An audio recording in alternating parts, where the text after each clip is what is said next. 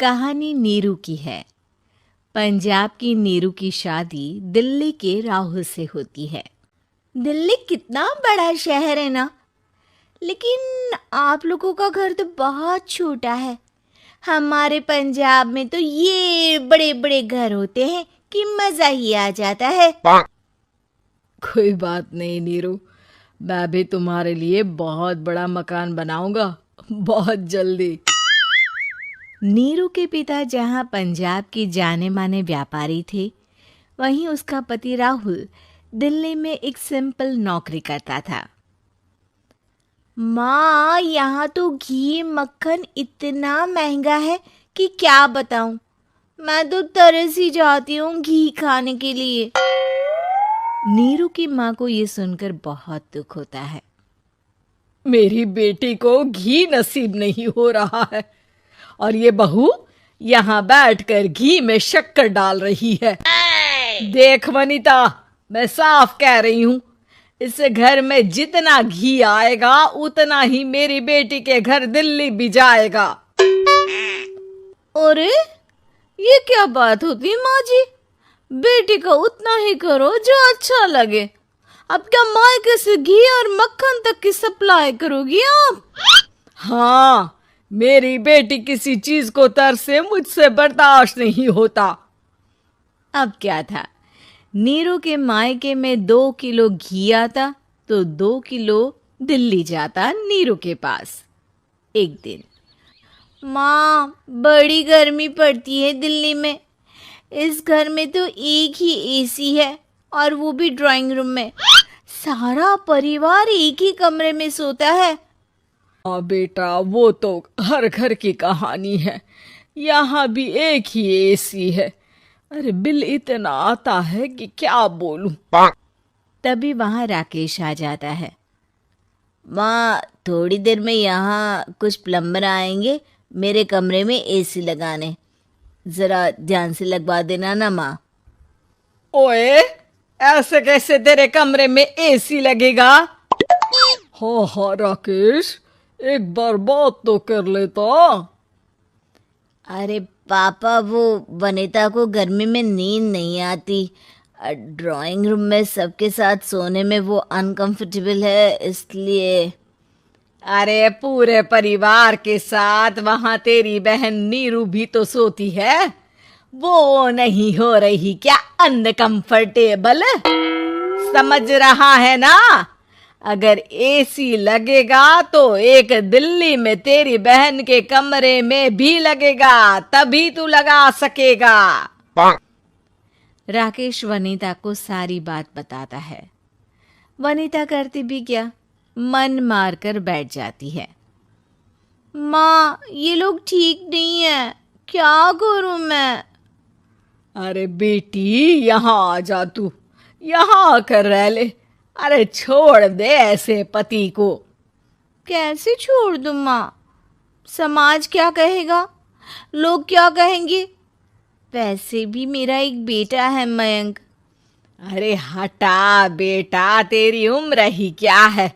इतनी परेशान रहेगी तो काम कैसे चलेगा? खैर, बात आई गई हो जाती है। माँ को लगता है कि नीरू ठीक है, तो वहीं नीरू के मन में एक ही लाइन चल रही होती है, यहाँ आ जा। माँ ने तो बोल ही दिया है कि यहाँ आ जा। बस मयंक थोड़ा सा बड़ा हो जाए, इन गरीबों को छोड़कर मैं वापस माँ के पास ही चली जाऊंगी। वो इसी सोच में बाजार में चल रही थी कि मैम, आपका दुपट्टा जमीन को छू रहा है। नीरू जैसे ही उस लड़की की तरफ देखती है, देखती ही रह जाती है। हाय रे, कितना सुंदर लड़का है ये। अब क्या हुआ? मैंने कहा आपका दुपट्टा। तो खुद ही उठाकर दे दो ना। लड़का समझ जाता है कि नीरू उस पर फिदा हो चुकी है। वो उससे उसका नंबर लेकर चला जाता है। अब क्या था, नीरू और रोहित में लगातार बातें होने लगती है। मैं हरियाणा का रहने वाला हूँ, यहाँ एक बड़ी कंपनी का मैनेजर हूँ। अच्छा, और कितने बच्चे हैं तुम्हारे? बच्चे? अरे मेरी तो शादी भी नहीं हुई है। तुम बताओ, शादी करोगी? नीरू शर्मा जाती है। अब लेकिन मैं तो पहले से ही शादीशुदा हूँ।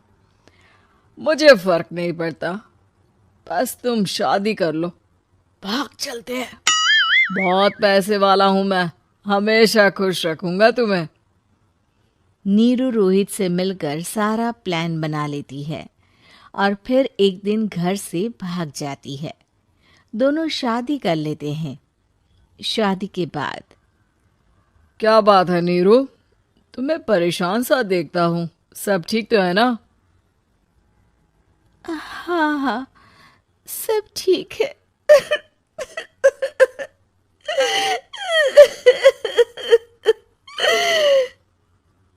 ये कहते कहते ही वो रोने लगती है। अरे क्या हो गया, रो क्यों रही हो? मैंने तुमसे एक बात छुपाई है और वही बात अब मुझे परेशान कर रही है। रोहित, मेरा एक बेटा भी है, उसका नाम मयंक है। क्या बात कर रही हो, ये तुमने मुझे पहले क्यों नहीं बताया? देखो नीरू, मेरी माँ को मैंने ये नहीं बताया है कि तुम शादीशुदा हो। बच्चा मैं मैनेज नहीं कर पाऊंगा। नीरू को समझ में नहीं आता कि वो क्या करे। तुम उस बच्चे को अपनी माँ को क्यों नहीं दे देती? नीरू चुपके से माँ को फोन करती है। माँ, क्या मयंक को तुम रख सकती हो? बेटा, मैं राकेश के साथ बात करती हूँ, आखिर घर का बेटा वही है, जो वो बोलेगा। वैसे भी बेटा, तूने जो किया है ना, उसके बाद से पूरा घर तेरी बुराई कर रहा है। मैं भी अब किसी से तेरे लिए लड़ नहीं सकती।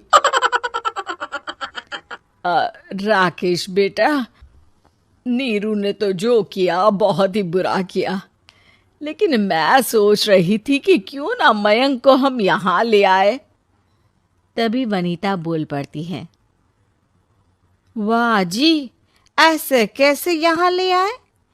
यहाँ क्या भंडारा भरा है? और जिस बच्चे की माँ ने नहीं सोचा, उसके लिए हम क्यों सोचे? नीरू को एक बार तो अपने बच्चे के बारे में सोचना चाहिए था ना। अरे लेकिन तेरे पास भी तो लड़का नहीं है ना वनीता। माँ, वनीता ठीक बोल रही है। कल को वो बड़ा होकर इसी घर का हिस्सा मांगेगा तो हम क्या करेंगे? माँ कहती भी तो क्या, वो चुप रह जाती है। वहीं नीरू का पहला पति कहता है। माँ, अगर आज भी वो वापस आ जाए तो मैं उसे माफ कर दूंगा। बेटा, गरीबी चीज ही ऐसी है, क्या करेगा? तू तो अब मयंक का सोच। वो बेचारा तो बिना माँ का हो गया। मयंक के खातिर तू दूसरी शादी कर ले बेटा। लोगों के लाख समझाने के बाद नीरू के पहले पति की शादी रिद्धि से हो जाती है, जिसके पहले पति से 2 बच्चे होते हैं। देखो जी, मैंने शादी सिर्फ बच्चे के खातिर की है। मैंने भी शादी सिर्फ बच्चों के खातिर की है। वहीं नीरू के दूसरे पति के मन में ये बात घर कर जाती है कि नीरू एक मासूम बच्चे को उसके खातिर छोड़ कर आई है।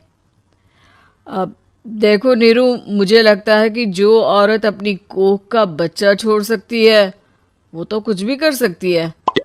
कल को तुम्हें मुझसे अच्छा कोई मिल गया तो तुम तो मुझे भी बाय बाय कर दोगी ना। नीरू को अब उसका दूसरा पति ताने देना शुरू कर देता है। तंग आकर नीरू उसकी यहाँ से भागकर अपने पहले पति के पास चली जाती है, लेकिन ससुराल में क्या लेने आई है नीरू, मयंक को? नहीं नहीं सासू माँ, मुझसे गलती हो गई, मुझे माफ कर दीजिए। नीरू, अब वक्त खत्म हो गया है, मेरी शादी हो चुकी है। तो छोड़ दो ना उसे, हमारा बच्चा है।